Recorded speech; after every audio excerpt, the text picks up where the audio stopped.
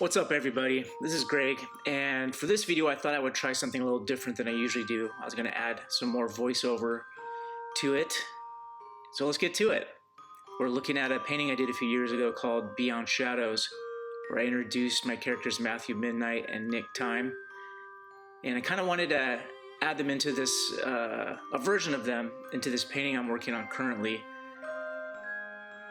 I'm really excited about the piece I'm working on. It's I can't give away too much, and I am going to censor parts of it because I don't want to just show the whole thing while I'm working on it. So please bear with me when I cover up certain aspects of it with the spinning moon. I've always got a kick out of White Rabbits, the relationship to Alice in Wonderland, but also how I can use them in my world. I thought it'd be fun to just make these white rabbits kind of timekeepers. That's why his armor is made of time pieces, similar to Matthew Midnight and Nick Time right here in these drawings. And I do my initial sketches in my sketchbook, but then I immediately reference that and draw it in Procreate just to save paper and time. Speaking of time.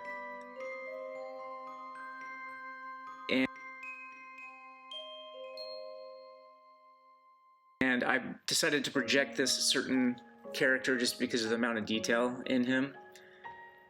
This is also time saving. I usually just draw it straight onto the canvas with the white pencil, but I need things to be pretty accurate right here. So I went for the projector. Oh, there's our spinning moon again.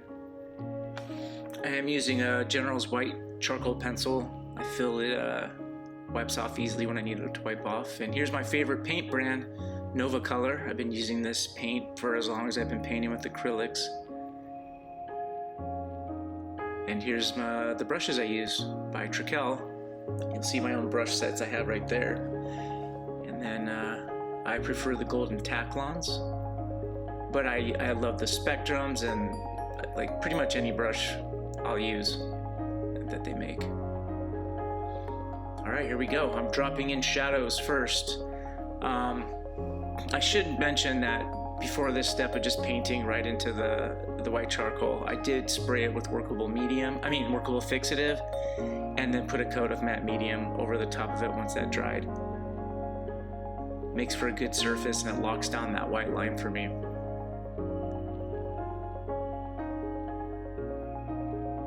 So I'm just working in my medium tones and glazing in some the details that you'll see on a snail shell. And I am looking at pictures of snails on my iPad as reference, just to kind of get the patterning right.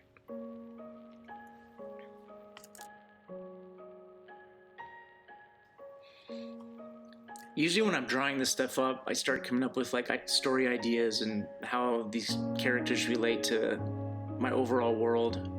I like all my paintings to be from this world, the outside, and just love how they connect to each other.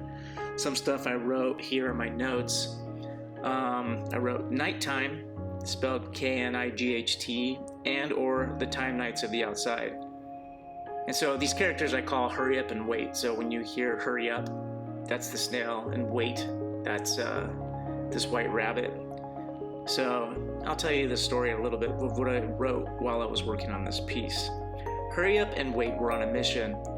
Find the procession and protect the eggs. The Piper had been rounding up knights from all the guilds in the surrounding areas. It began with one abandoned egg, and then the numbers began to grow. The most precious and vulnerable stage for the dragonbirds is definitely in this stage, where they are normally and naturally tucked warmly under the soft feathers of their mothers or fathers in their beautiful shells.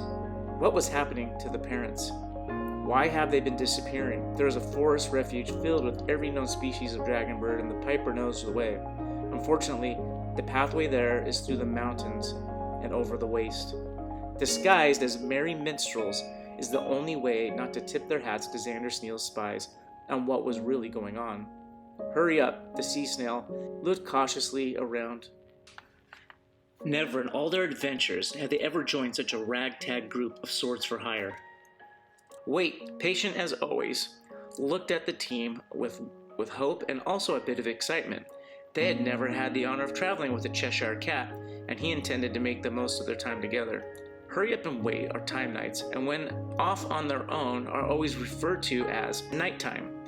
White rabbits have been tasked with keeping time for as long as white rabbits can be remembered. Yes, there is a guild, and Wait is a member. A few former members of this esteemed guild that you should take note are Magi and Merit, or the twins, and their youngest brother, Bags.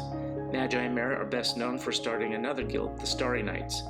Bags was also once a member, but his mischievous ways led him to start a crew of thieves known as the Briars, where he and his best friend, Cephas the Fox, have had many adventures. That is until Cephas went missing many years back.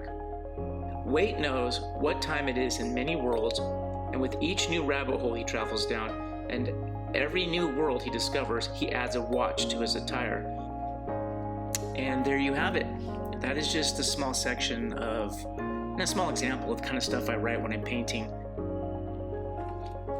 I guess while we are on the subject of time and these characters based as timekeepers, I thought it might be fun to just go down memory lane and read you a short rhyming story I wrote many years ago before I wrote I'm Scared. And it's probably around 2000 or 2001. So this little rhyming poem or story is called 13 O'Clock. See this key, it fits this lock. It fits right in, you hear the clock. It chimed 12 times and then once more. I took one step right through the door. Can you guess what did I see? No clothes, no shoes in front of me. I took 2 steps, then 2 steps more. Then 2 steps slowly became 4. How far, how deep do closets go? How lost in sleep run to and fro? What's that? A whisper, it wasn't me. The frail voice cracked. Come close and see. 2 cold hands grasped unlovingly. My stomach dropped down to my knees. The voice it squeals to trust and listen. Its foul breath sure could use a mint and maybe some cool blue Listerine. I saw his teeth yellow and green. These lies he spit, they promised me in a short time I'd be set free. But in his breath I smelt the scent of all the ones who had went clumsily into this shadow place and met their end when they saw his face. His toothy grin, his knife-like fingers, beady eyes, the way he slithers. How did the key get in my hand to lead me to my doom here and how can a clock strike 12 plus 1? It makes no sense. Here comes the sun. And look what's happening. I cannot help but see my foe begin to melt.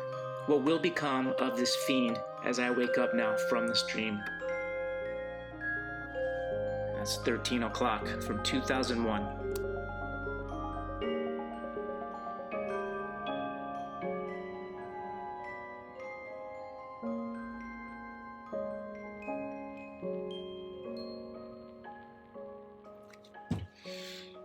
So watching the painting here, you see an example. I do a lot of like underpainting, each step of the way. I do a little bit of underpainting. I start glazing in color. I build the highlights in, some details, and then I'll glaze some more color. And it's just kind of like a repetitive process of figuring it out and going back over areas to push them back. It's almost like when I'm painting, I'm discovering the character and what he's going to look like and how his colors are going to relate to the world and talk to each other across the whole painting. At this step right here, I'm washing in Payne's Gray, which is that background color, and it's going in transparently or translucently, and it's setting the characters I just painted back into the world, into the darkness really, where they would be if this was a realistic scene.